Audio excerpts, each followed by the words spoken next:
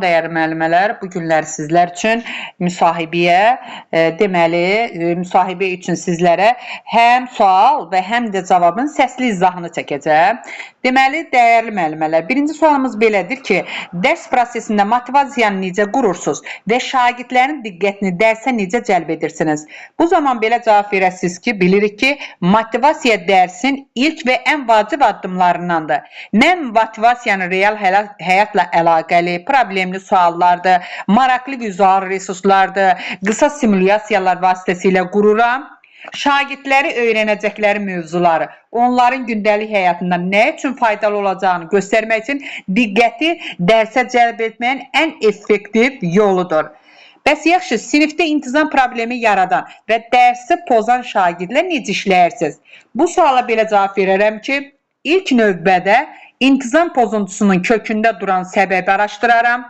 Yəni, şagirdin, məsəl üçün, diqqətini çəkmək istəyi, mövzunu anlamamaq var, şəxsi problemlər dura bilər. Bunu müəyyənləşdirirəm. İlk növbədə bunu müəyyənləşdirirəm. Sonra bütün sinif qarşısında şagirdi təhqir etmədən, cəzalandırmadan dərsdən sonra fərdi söhbət apararam həmən şagirdlə və şagirdi sinif qaydalarını xatırladaram ki, dərs ilinin əvvəlində qoyulan qaydalara və onu verilən tapşırıqları məsuliyyətlə yerinə yetirməlidir və diqqətli olmalıdır.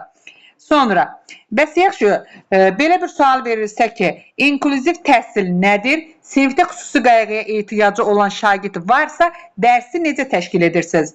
Belə bir cavab verərik ki, inklüziv təhsil fiziki, psixoloji və ya sosial fərqlilikdən asılı olmayaraq, bütün uşaqların keyfiyyətli təhsildə bərabər çıxışını təmin etməkdir.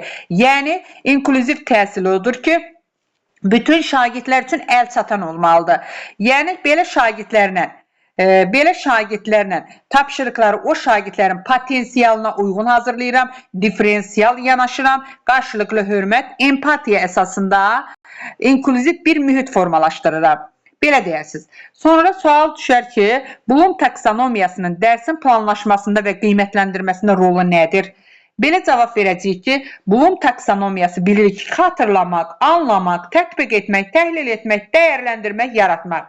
Bloom taksonomiyası təlim nəticələrinin idrak səviyyəsinə uyğun nizamlanmasını təmin edir. Yəni, mən dərsi planlaşdırarkən şagirdləri yalnız informasiyanı xatırlamaq səviyyəsində saxlamıram, onları təhlil etmək, dəyərləndirmək, yeni ideya yaratmaq, yəni bunlar üzrə, mərhələlər üzrə inkişaf etdirməyə hazırlayıram.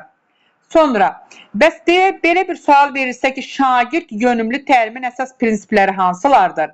Cavab verəcəyik ki, şagird yönümlülük təhsil fəaliyyətini, yəni təhsil alanların mənafeyinə, maraq və tələbatın ödənilməsinə, istedad və qabiliyyətinin potensial imkanlarının inkişafına yönəlmişdir.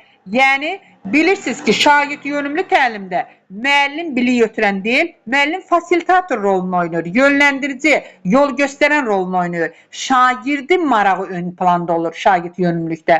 Sonra, belə bir sual verirsə ki, formativ qiymətləndirməni necə həyata keçirirsiniz və əks əlaqənin rolu nədir? Formativ qiymətləndirmədə. Cavab verəcəyik ki, formativ qiymətləndirmə təlim prosesini izləmək, şagirdin inkişafını dəstəkləmək üçün gündəlik aparılır. Yəni, çıxış biletindən, sonra özünü qiymətləndirmədən, müşahidədən, rubriklər vasitəsilə aparıla bilir. Əks əlaqə isə konstruktiv, vaxtında gələcəyə yönəlik olmalıdır. Şagird nəyi səhv etdiyini deyil, necə təmkinləşdirdiyini biləcəyini dəqiq göstəricisidir. Bilirik ki, formativ qiymətləndirmə şagirdi olduğu yerdən olmalı, olduğu yerə götürən qiymətləndirmədir. Formativ qiymətləndirmə şagird fəaliyyətinin izlənməsidir, istiqamət verməsidir.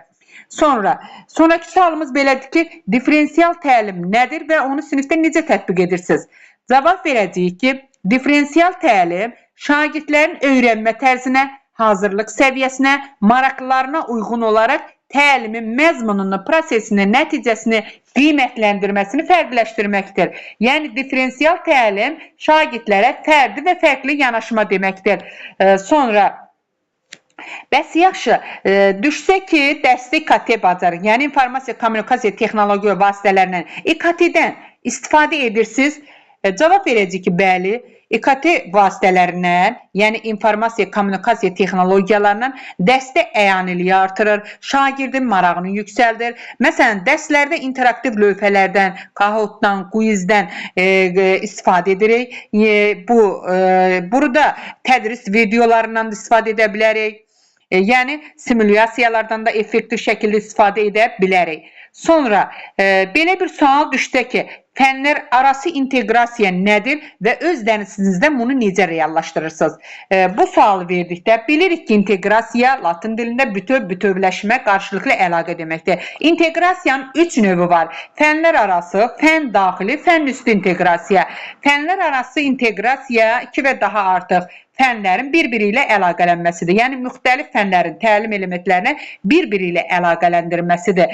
Məsəl üçün, texnologiya fənini apararkən biz riyaziyyatla mı, fizika ilə mı hər hansı bir düstur qarşımıza çıxanda, riyaziyyat fənnində mi, kimyada mı, fizikada mı bu düsturu əlaqələndiririksə, deməli, biz fənlər arası inteqrasiyadan istifadə etdik.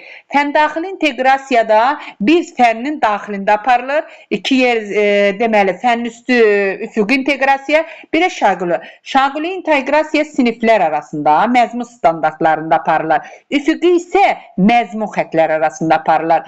Sonra gəldik fənn üstü inteqrasiya. Fənn üstü inteqrasiya isə həyatla əlaqəlidir. Məzmun komponentlərin həyatla əlaqələndirilməsidir. Deməli, dəyərli müəllimlər, əgər siz də mənim ödənişli müsahibə dərslərimə qoşulmaq istəyirsinizsə 050 433 35 49 nömrəsi ilə əlaqə saxlayıb avqustun 15-də açılacaq qruplarımıza qoşula bilərsiniz.